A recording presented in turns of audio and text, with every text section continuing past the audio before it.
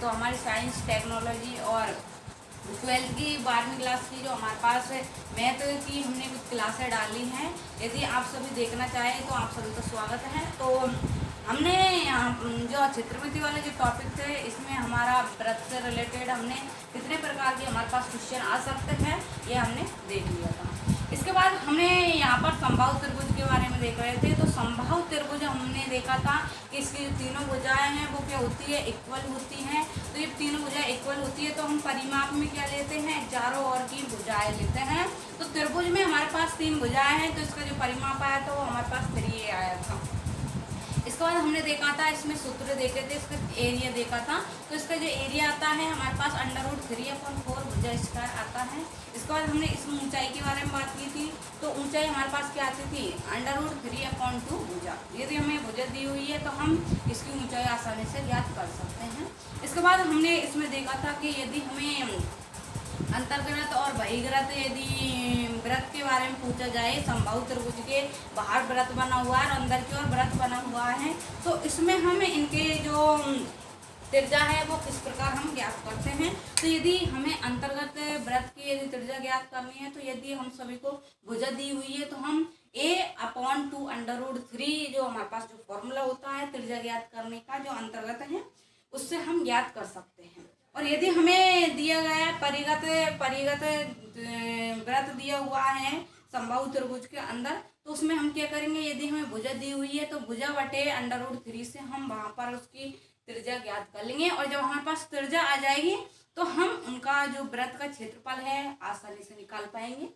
और यदि आप सभी को किसी संभाव त्रिभुज दिया हुआ है और उसके केंद्र से तीनों भुजाओं पर आपको लंब डाले गए P1 P2 P3, तो आप सभी को वहां पर उसकी भुजा ज्ञात करवाएगा और उसकी ऊंचाई। तो आप सभी के यदि भुजा पूछी जाए तो आप उसमें क्या करेंगे, 2/√3 इसमें सूत्र लगाएंगे, P1 + P2 + P3 इसमें ऐड करेंगे यहाँ पर। और यदि आप सभी से इसमें ऊंचाई पूछी जाती है तो इसमें ऊंचाई आप किस प्रकार ज्ञात करेंगे, तो वहां पर हम P1 + P2 + P3 इससे आप इसकी ऊंचाई ज्ञात करेंगे। तो हमने जो संभाव जो त्रिभुज था इससे रिलेटेड हमने कुछ क्वेश्चन देख लिए थे। यदि आप सभी ने हमारी पिछली वीडियो नहीं देखी है चित्रमिति वाली, कम से कम इसमें 5 से 6 लगभग हमारी इसमें क्लासेस डल चुकी हैं। और इसमें जो भी टॉपिक है उससे रिलेटेड जितने भी एग्जाम में क्वेश्चन पूछे जाते हैं वो सारे आपको करवा दिए गए हैं। यदि आप सभी उनको देखेंगे तो आप सभी को यह टॉपिक अच्छा समझ में आएगा। तो हमने जो इससे पहले जो संभाव त्रिभुज के बारे में कुछ क्वेश्चन करवाए थे, तो आप सभी को एक क्वेश्चन दिया था और वहाँ पर हमने आपको ये क्वेश्चन दिया था कि एक संभाव त्रिभुज का परिमाप 84√3 है तो त्रिभुज के अंतर्गत बने व्रत का क्षेत्रफल क्या होगा, यह आपको क्वेश्चन दिया था। और मैं आशा करती हूँ कि आप सभी ने उसका हल निकाल दिया होगा। और उसका हल था वो 616 सेंटीमीटर का आ रहा था। तो हम उसको करके देखते हैं। कुछ लोगों ने उसको नहीं किया होगा, मुझको पता है, सिर्फ इतना ही देख के रह गए होंगे और सिर्फ उसको वहाँ पर ही छोड़ दिया हुआ होगा। तो यहाँ पर हम आज शुरू कर रहे हैं। तो हमें देखिए यहाँ पर एक संभाव त्रिभुज का परिमाप दिया गया है। तो यहाँ पर क्वेश्चन फर्स्ट की हम बात करते हैं।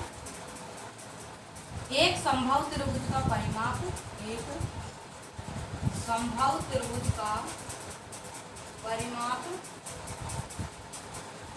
84√3 सेंटीमीटर है तो 84√3 सेंटीमीटर है तो त्रिभुज के अंतर्गत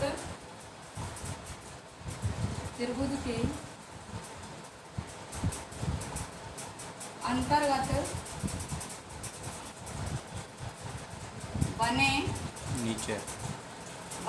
व्रत का क्षेत्रफल,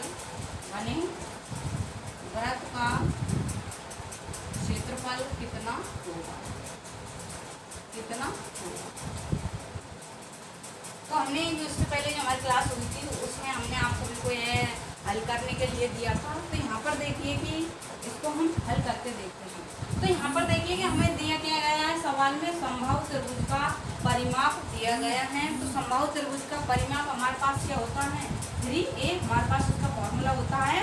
और 3a को हम किसके बराबर रखते चलेंगे, यहाँ पर 84√3 के बराबर हम इसको रखते चलेंगे। जब भी आपके पास परिमाप आता है तो सेंटीमीटर आएगा।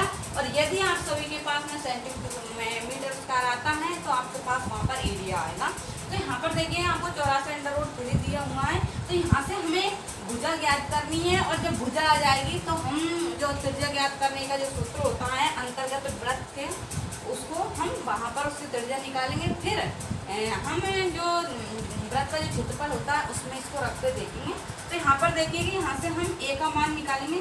तो यहाँ से हम ए का मान निकालेंगे तो हमें क्या करेंगे 84/3, और ये √3 हमें पहले से दिया हुआ है। तो यहाँ पर देखिए 3 को हम इससे यहाँ पर काट के देखते हैं। तो हमारे पास देखिए ये 2 बार कट जाएगा, यहाँ पर बचा कितना 2 बचा 4। तो हमारे पास कितना आया 28√3 हमारे पास भुजा प्राप्त हो गई है हमें। अब यहाँ पर देखिए जब हमें भुजा प्राप्त हो गई है, तो चूंकि हम जानते हैं कि अंतर्गत बने वृत्त की त्रिज्या, अंतर्गत बने वृत्त की त्रिज्या में जो हमारे पास जो सूत्र होता है R बराबर, तो हमारे पास क्या होता है A/2√3, ये हमारे पास इसका फॉर्मूला होता है। तो यहाँ पर देखिए कि हमें जब त्रिज्या का मान निकालना है, तो भुजा का मान हमें कितना दिया हुआ है, यहाँ पर 28√3 दिया हुआ है। तो यहाँ पर 28√3/2√3। तो यहाँ पर देखिए √3 से √ ये गुणा में है, इसलिए क्या हो जाएगा कैंसिल हो जाएगा, भाग देंगे जब 1 बचेगा यहाँ पर। और ये 2 से देखिए यहाँ पर ये 14 बार। तो यहाँ पर देखिए हमारे पास जो R का मान आया है वो हमारे पास 14 सेंटीमीटर निकल के आ जाते हैं। अब जब हमारे पास त्रिज्या निकल के आ गई है, तो हमारे पास हम त्रिभुज के अंतर्गत बने वृत्त का क्षेत्रफल निकालेंगे। तो वृत्त का क्षेत्रफल, तो वृत्त का क्षेत्रफल हमारे पास क्या होता है πr²। तो यहाँ पर देखिए पाई का मान हम 22/7 रखेंगे, और जो R का जो मान है वो हमें कितना दिया हुआ है 14 दिया हुआ है। तो यहाँ पर हम इसको 14 × 14, तो यहाँ पर देखिए 7 से हमारे पास 2 बार कट जाएगा। तो यहाँ पर देखिए हम इसको हमने इसको मल्टीपल कर दिया है, तो 44 × 14। तो हमारे पास जो इसका जो आंसर आएगा वो हमारे पास 616 सेंटीमीटर उसका आएगा। तो यही आपका आंसर था। नेक्स्ट क्वेश्चन पर चलते हैं और देखें नेक्स्ट क्वेश्चन आपको क्या दिया गया है। एक समबाहु त्रिभुज की भुजा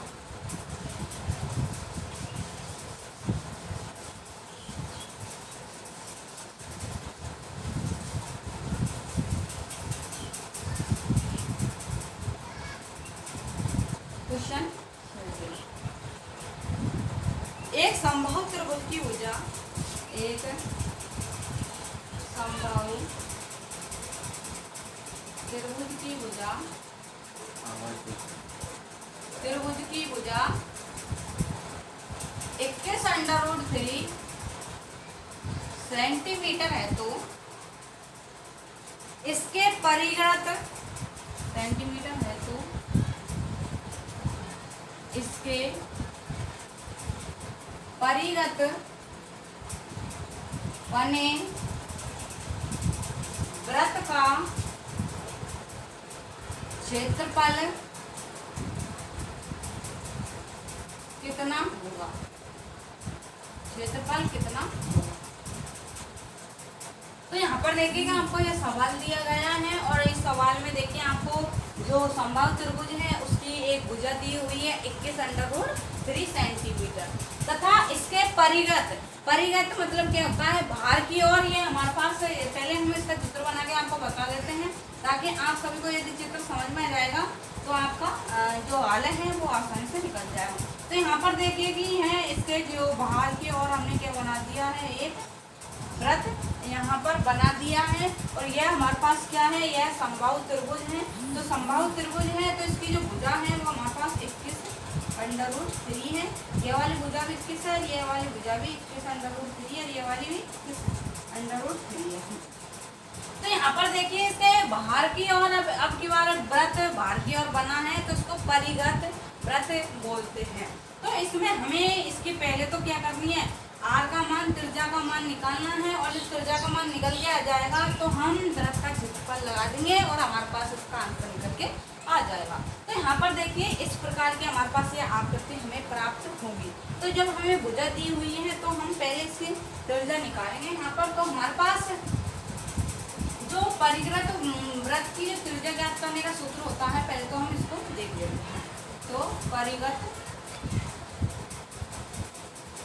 वृत्त का वृत्त की त्रिज्या, तो त्रिज्या हमारे पास जो ज्ञात करने का जो फॉर्मूला होता है वो हमारे पास ये हमारे पास जो आर है हमने कैपिटल ले ली है क्योंकि ये बाहर की ओर है, और यदि वृत्त अंदर की ओर होता तो हम स्मॉल आर इसको लेते। तो यहाँ पर देखिए जो परिगत जो वृत्त है इसका हमारे पास जो त्रिज्या है वो हमारे पास क्या आएगी, भुजा अपॉन √3। ये हमारे पास इसकी क्या निकल के आए, इससे हमारे पास इसकी परिगत वृत्त की त्रिज्या का मान निकल के आएगा। तो यहाँ पर देखिए हमें भुजा का मान दिया हुआ है 21√3, तो यहाँ पर हम भुजा रखेंगे तो हमारे पास आर का मान निकल के आ जाएगा। तो आर बराबर भुजा का मान दिया हुआ है 21√3 बटे √3। तो यहाँ पर देखिए √3 से √3 यहाँ पर कैंसिल हो जाएगा, तो हमारे पास त्रिज्या का जो मान निकल के आया है वो 21 सेंटीमीटर हमारे पास निकल के आया है। अब यहाँ पर देखिए कि हमारे पास जब त्रिज्या का मान आ गया है तो हमें डायरेक्ट एरिया का जो क्षेत्रफल का जो सूत्र है वो लगा देंगे पाई आर स्क्वायर। तो यहाँ पर पाई का मान हम रख देंगे 22/7 और जो त्रिज्या का मान है 21 सेंटीमीटर। तो हमारे पास देखिए इस 7 से ही है 3 बार कट जाएगा, तो हमारे पास कितना आ रहा है 66 × 21। तो जब हम इसको हल करते हैं तो हमारे पास लगभग जो इसका आंसर आएगा वो 1386 के लगभग सेंटीमीटर के बराबर हमारे पास ये इसका क्षेत्रफल निकल के आएगा। तो यदि आप सभी को क्या है, यदि त्रिज्या दी हुई है किसी समबाहु त्रिभुज की और आपसे इसमें पूछा गया है कि इसकी परिगत व अंतर्गत वृत्त की त्रिज्या ज्ञात करो, तो आप इस तरीके से उसको यहाँ पर ज्ञात कर सकते हैं। नेक्स्ट क्वेश्चन पर चलते हैं, और जो नेक्स्ट क्वेश्चन है ये आपका अलग तरीके का है, तो इसको थोड़ा ध्यान से देखिएगा। तो क्वेश्चन 3 की हम बात करें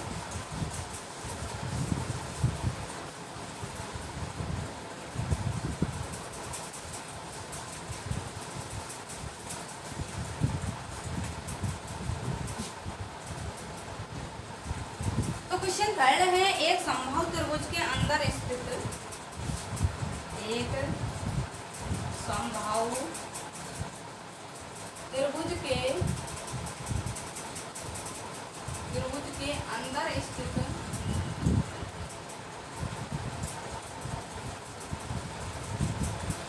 किसी बिंदु से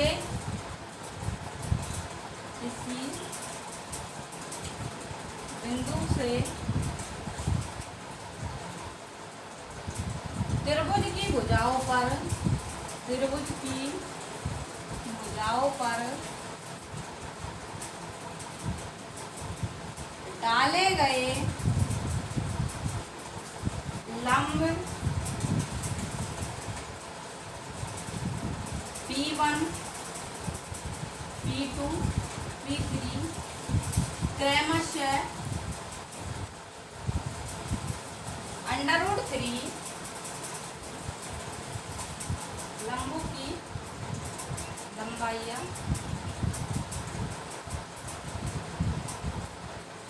क्रमशः दी हुई है आपको √3, 2 √3, 3 है। तो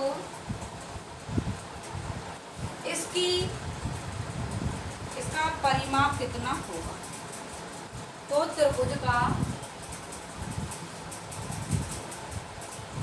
परिमाप कितना होगा?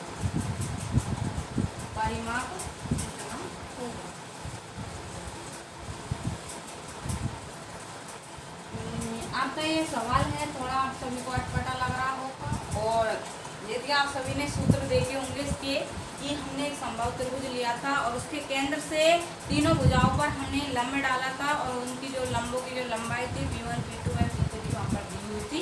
तो हमने वहाँ पर एक तो इसकी भुजा निकाली थी और एक ऊंचाई निकाली थी। तो जो भुजा का हमारे पास जो फॉर्मूला था इसको एक बार हम रिपीट कर देते हैं ताकि हम सभी को यह समझ में आ जाए। तो यहाँ पर देखिए कि हमारे पास एक समबाहु त्रिभुज है, तो हमने वहाँ पर लिया था जब इसके फॉर्मूले लिखे थे तो हमने इस प्रकार की एक संरचना वहाँ पर बनाई थी। यह हमने यहाँ पर P1 लिया था, या हमने P2 लिया था, और यह हमने P3 यहाँ पर लिया था। तो हमने वहाँ पर एक भुजा वाला सूत्र देखा था, तो भुजा हमारे पास क्या आ रही थी वहाँ पर पास ये निकल के आ रही थी P1 plus P2 plus P3। और एक हमने वहाँ पर देखा था कि ऊंचाई ज्ञात करने का हमारे पास जो सूत्र होता है वो हमारे पास क्या था वहाँ पर P1 प्लस और P2 प्लस P3। तो हमारे पास ये फॉर्मूले थे, तो हमने दो फॉर्मूले देखे थे वहाँ पर। तो यही क्वेश्चन है, यदि आप सभी को यह इसकी जो आप करती संरचना यदि आप सभी को समझ में आ जाती है तो आप यह जो सवाल है इसको आसानी से हल कर दोगे। तो यहाँ पर देखिए कि आपको यहाँ पर दिया गया है P1 P2 P3 का यहाँ पर मान दिया गया है। यदि इन मानों को यदि आप यहाँ से भुजा निकाल लेते हो तो आपके पास जो संभावित त्रिभुज का जो परिमाप याद करने का जो फॉर्मूला होता है 3a, तो वहाँ पर आप भुजाओं का मान रख देते हैं तो आपके पास इसका हल निकल के आ जाएगा। तो यहाँ पर देखिए कि हम इसको हल करके देखते हैं। तो यहाँ पर देखिए आपको P1 P2 का मान दिया हुआ है, तो हम पहले तो यहाँ पर क्या ज्ञात करेंगे, यहाँ पर भुजा ज्ञात करेंगे। तो यहाँ पर 2√3 हमने जो का त्यों रख दिया है, यह आपको फॉर्मूले में यहाँ पर दिया हुआ है। P1 का मान आपको √3 दिया हुआ है यहाँ पर, और यहाँ पर 2√3 दिया हुआ है, और यहाँ पर 3√3 यहाँ पर आपको यह दिया गया है। अब यहाँ पर देखिए कि आपके पास ये कितना हो चुका है, ये 1 है, ये 2 है, यहाँ पर 3 है, तो 6√3 हो चुका है। तो 2/√3, और यहाँ पर देखिए कि 6√3। तो यहाँ पर देखिए √3 से ये मल्टीपल में है, तो ये √3 का √3 कैंसिल हो जाएगा। तो आपके पास देखिए कि भुजा का जो मान निकल के आया है वो 12 सेंटीमीटर यहाँ से आपके पास निकल के आया है। इसके बाद देखिए कि आपके पास जब भुजा निकल के आ गई है, जो संभव त्रिभुज है, तो आप इसका परिमाप आसानी से ज्ञात कर सकते हो। और जो परिमाप जो ज्ञात करने का जो आपके पास जो फॉर्मूला होता है वो आपके पास 3a होता है। तो यहाँ पर 3 और जो a का मान जो है आपके पास दिया हुआ है 12, तो आपके पास कितना आएगा 12 से 36 सेंटीमीटर आपके पास इसका परिमाप निकल के आ जाएगा। और यदि आप सभी से इसमें यदि ऊंचाई पूछी जाए तो ऊंचाई का मान भी आपके पास निकल के आ जाएगा। सिर्फ आपको इन तीनों को ऐड करना है, तो आपके पास जो ऊंचाई आएगी वो आपके पास यहाँ पर क्या आएगी 6√3, आपके पास इसके संभावित त्रिभुज की ऊंचाई आपको प्राप्त हो जाएगी। तो यदि आप सभी को यह सवाल समझ में नहीं आया तो इसको एक बार हम थोड़ा रिपीट कर देते हैं। तो यहाँ पर जो आपको P1 P2 P3 का मान दिया हुआ है और इसमें परिमाप ज्ञात करवा रहा है, तो हमने यहाँ पर भुजा पहले तो यदि हमारे पास भुजा होगी तो हम इसका परिमाप आसानी से ज्ञात कर देंगे, इसका क्षेत्रफल आसानी से ज्ञात कर देंगे, और इसके बाहर की ओर बने वृत्त का क्षेत्रफल भी हम ज्ञात कर देंगे, इसके अंतर्गत बने वृत्त का क्षेत्रफल भी हम ज्ञात कर देंगे, और इसकी ऊंचाई भी हम ज्ञात कर देंगे यदि हमारे पास उसकी भुजा या लंबों की लंबाई उपस्थित होगी। तो हमने परिमाप ज्ञात करने के लिए पहले तो हमें भुजा की आवश्यकता पड़ी, तो इसलिए हमने यहाँ पर भुजा ज्ञात की, और इसके बाद परिमाप हमारे पास सूत्र होता है 3a, तो हमने यहाँ पर a का मान रखा 12 और तो हमारे पास इसको मल्टीपल किया तो 36 सेंटीमीटर हमारे पास इसका आंसर प्राप्त हो गया। इसके बाद देखिए हम नेक्स्ट क्वेश्चन पर चलते हैं। नेक्स्ट क्वेश्चन देखिए आपको क्या दिया हुआ है और इसमें आपसे क्या पूछा गया है।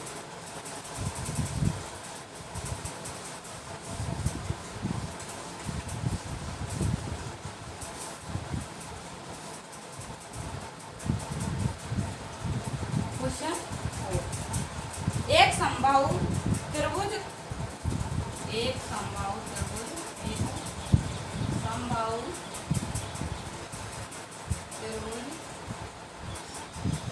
के परिगत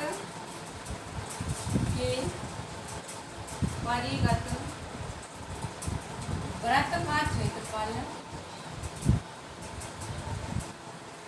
154 सेंटीमीटर स्क्वायर है तो इसके अंतर्गत वृत्त का क्षेत्रफल कितना होगा। तो इसके अंतर्गत वृत्त का क्षेत्रफल क्या होगा। तो आपको यह सवाल 1 मिनट के लिए हम आपको समय दे रहे हैं, आप इसको करके देखो, और यदि नहीं आए तो इसको हम बाद में बताएंगे। तो यहाँ पर देखिए 1 मिनट आपको इसको थोड़ा करके देखिए कि आपके पास इसका आंसर कितना आएगा। टाइमर चलो।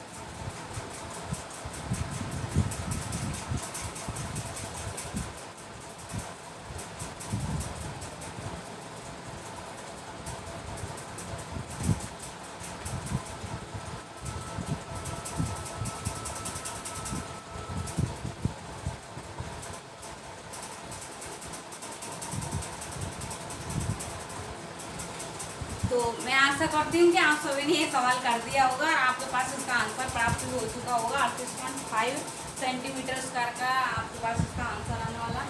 तो यहाँ पर देखिए कि इसको हम हल करके देखते हैं। तो इसको हम पहले तो जो साधारण तरीका होता है जो हम डायरेक्ट भी इसको कर सकते हैं वो वाला तरीका देखेंगे, और इसके अलावा हम थोड़ा कठिन तरीका देखेंगे। इसको आप खुद के दिमाग से इसको कैसे सरल कर सकते हैं। तो यहाँ पर देखिए कि हमने आपको जब संभाव जरूर की फॉर्मूले लिखवाए थे तो आपको वहाँ पर हमने बताया था कि यदि हमारे पास देखिए कि यदि हमें परिगत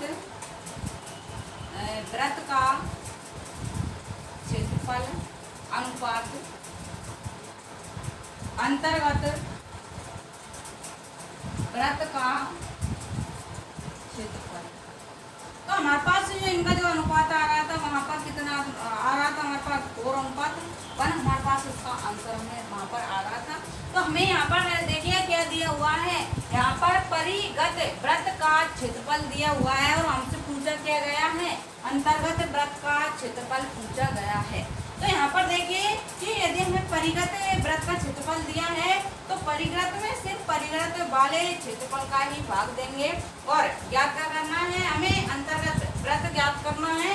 तो उसको हम अंतर्गत वृत्त से ही क्या करेंगे, इसको मल्टीपल करेंगे तो हमारे पास इसका आंसर हमें प्राप्त हो जाएगा।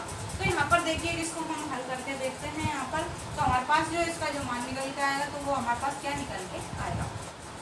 तो देखिए हमारे पास 154 हमें एरिया दिया हुआ है और हमारे पास देखिए कि परिगत वृत्त का क्षेत्रफल यहाँ पर कितना दिया हुआ 4 दिया हुआ है और यहाँ पर अंतर्गत जो वृत्त का एरिया दिया हुआ है यहाँ पर 1 दिया हुआ है। तो पूछा किया गया है हमें अंतर्गत वृत्त का क्षेत्रफल पूछा गया है, इसलिए हमने इसको एक यहाँ पर दिया हुआ है इसलिए इसको मल्टीपल किया है। और यहाँ पर हमें जो क्षेत्रफल दिया हुआ है वो परिगत वृत्त का दिया हुआ है, तो हमने यहाँ पर परिगत वृत्त से ही इसको क्या किया है, डिवाइड किया है। तो यहाँ पर जो इसका जो मान निकल के आएगा यदि हम इसमें इसका भाग देंगे तो हमारे पास लगभग ये 38.5 सेंटीमीटर स्क्वायर के बराबर ये हमारे पास इसका आंसर प्राप्त होगा। और एक तरीके से आप देखिए कि इसको किस तरीके से और आप इसको हल कर सकते हैं। तो यहाँ पर हम इसको हल करके देखते हैं। तो एक बार इसको हटा देते हैं और उस तरीके से भी हम इसको हल करके देख लेते हैं। तो यहाँ पर देखिए कि आपको दिया क्या गया है, तो आपको परिगत बाहर की ओर जो त्रिभुज वृत्त बना है उसका क्षेत्रफल आपको यहाँ पर दिया गया है।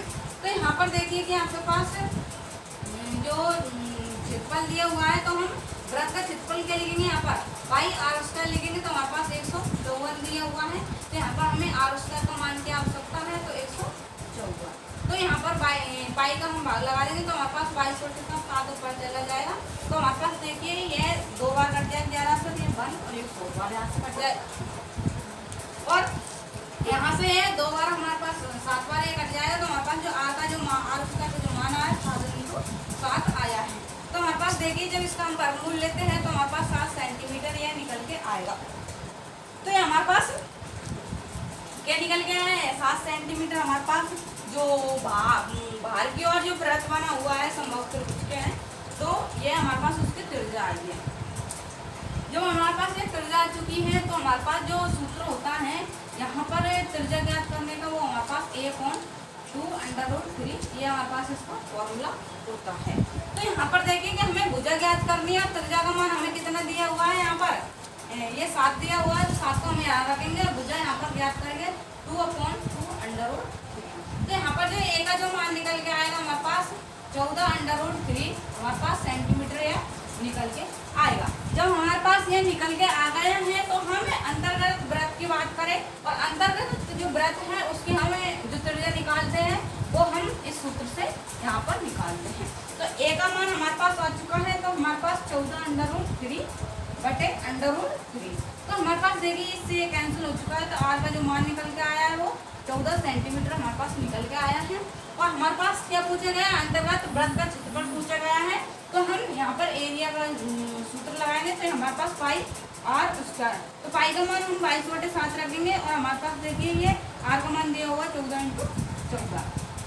तो यहाँ पर हमें इसको जब हल करेंगे तो ये 2 बार तो हमारे पास देखिए 44×14 करेंगे तो हमारे पास जो इसका आंसर आएगा वो लगभग इतना ही आएगा, हमारे पास 3885 के लगभग सेंटीमीटर स्क्वायर के बराबर हमारे पास यहाँ पर इसका आंसर प्राप्त होगा। तो हम चाहे इस तरीके से हल करें चाहे उस तरीके से हल करें, लेकिन यदि उस तरीके से आप हल करते हो साधारण तरीके से तो आपका आंसर आसानी से आ जाएगा, 1 सेकंड में आपको उसको कर दोगे। और यदि आप सभी इस तरीके से करोगे तो आपको थोड़ा बड़ा लगेगा और समय अधिक लगेगा। नेक्स्ट क्वेश्चन पर चलते हैं और नेक्स्ट क्वेश्चन देखिए आपको अलग टाइप के यहाँ पर दिए गए हैं। जैसे हमने वहाँ पर देखा था कि व्रत में कि वहाँ पर आपको एक परिधि दी हुई है और उसका व्यास दिया हुआ है, उन दोनों का डिफरेंस पूछा गया है। तो वहाँ पर आप त्रिज्या ज्ञात करते थे और उसके बाद आपको एरिया पूछा गया है तो उस एरिया में एरिया उसका ज्ञात करते थे। तो यहाँ पर देखिए नेक्स्ट क्वेश्चन पर चलते हैं और नेक्स्ट क्वेश्चन देखिए कि एक व्रत की परिधि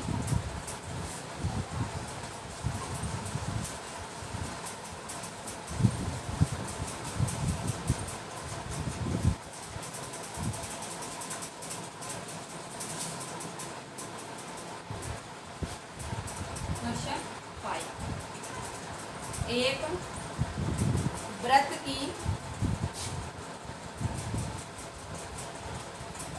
परिधि तथा समबाहु त्रिभुज का परिमाप तथा समबाहु त्रिभुज का परिमाप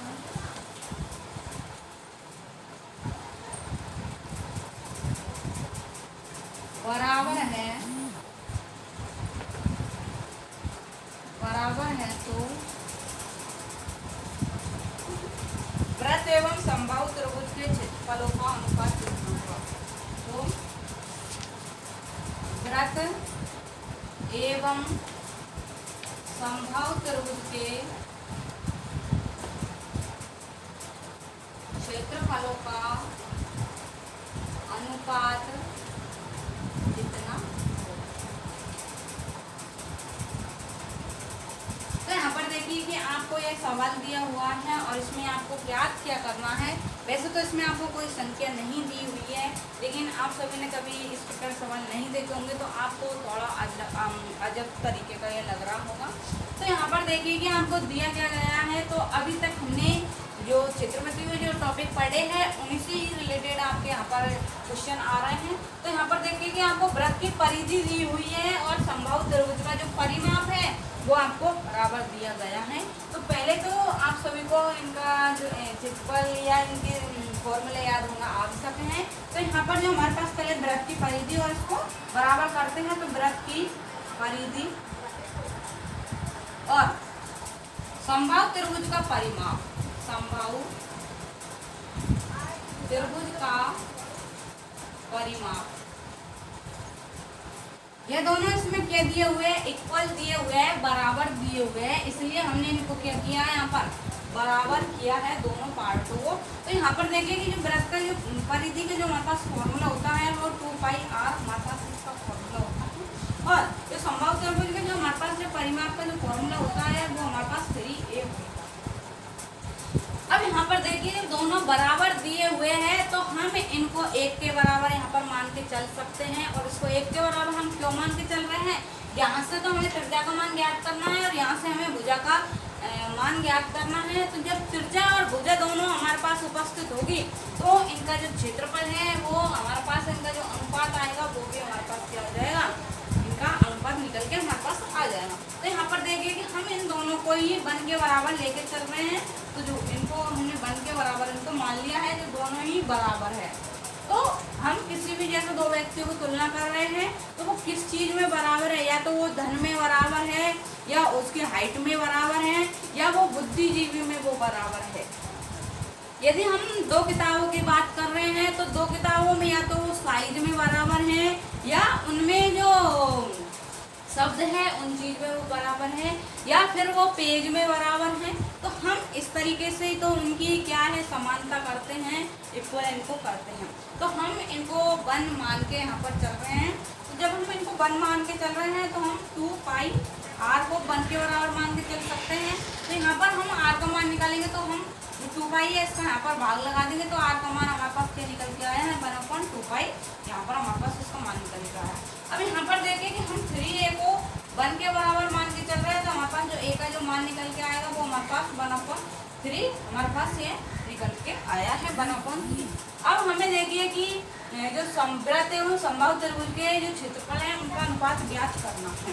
तो उनके क्षेत्रफल को भी हम इक्वल लेके चलेंगे। जब परिमाप बराबर है तो उनका क्षेत्रफल भी हमारे पास इक्वल आएगा। तो यहाँ पर वृत्त का क्षेत्रफल और समबाहु त्रिभुज का क्षेत्रफल, तो हमारे पास जो इनके जो फॉर्मूला होते हैं वो क्या होते हैं, पाई r स्क्वायर, और इधर का जो समबाहु त्रिभुज का जो क्षेत्रफल होता है वो √3/4 और यहाँ पर भुजा स्क्वायर। तो यहाँ पर देखिए कि हमें त्रिज्या का मान दिया हुआ है, तो यहाँ पर हम त्रिज्या का मान रखेंगे तो पाई का मान तो हमने ऐसे कैसे रख दिया है, और जब r का मान रखेंगे तो 1/2 पाई है और उसका वर्ग करेंगे तो हमारे पास 1/4 पाई स्क्वायर हमारे पास इसका आंसर हमें प्राप्त हो जाता है। इसके बाद देखिए कि हमारे पास √3/4 और जो भुजा का जो मान दिया हुआ है वो हमें 1/3 दिया हुआ है। जब उसका हम वर्ग करेंगे तो हमारे पास 1/9 आ जाएगा। तो यहाँ पर देखिए कि 1/9, तो यहाँ पर देखिए 1 पाई से हमारे पास 1 पाई कैंसिल हो जाएगा, तो हमारे पास 1/4 पाई, और इधर की तरफ देखिए हमारे पास √3/4 × 1/9 है। यहाँ से 4 से 4 हमारे पास ये कैंसिल हो जाएगा, तो हमारे पास देखिए इसका जो आंसर निकल के आएगा वो कितना आएगा। तो यहाँ पर हम इसको 9/√3 पाई के रूप में इसको इस तरीके से भी इनको लिखा जा सकता है। तो हमारे पास देखिए इनका जो आंसर है वो हमारे पास एक प्राप्त हो चुका है। और यदि आप सभी को हमारी वीडियो अच्छी लगे उसके लिए लाइक करें, चैनल को सब्सक्राइब करें और अधिक से अधिक शेयर करें, ताकि हमें हमारा भी थोड़ा जो उत्साह है आपको पढ़ाने के प्रति वो बढ़े। थैंक यू, धन्यवाद।